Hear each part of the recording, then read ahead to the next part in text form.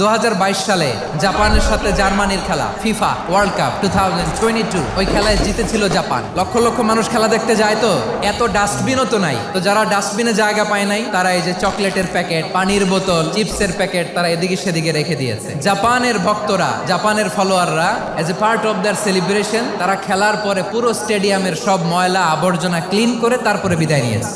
ছোটবেলা থেকে Japan government ওদেরকে এত পরিচ্ছন্নতা শেখায়। ক্লাসে আমি দেখেছি, ক্লাসে নিজের বেঞ্চ নিজে মুছে, নিজের ক্লাসরুমটা নিজে পরিষ্কার করে, রাস্তাঘাটে একটা ধুলা নাই, ময়লা নাই, একটা টিস্যু নাই। খেলার পরে গোটা বিশ্বকে তাক লাগিয়ে দিয়েছে। জাপানের ফ্যানরা সবার রেখে যাওয়া গার্বেজ, টিস্যু, বোতল পরিষ্কার করে তারপরে স্টেডিয়াম থেকে বিদায় নিয়েছে। তাদেরকে কি ক্লিন করার দায়িত্ব দেওয়া হয়েছিল?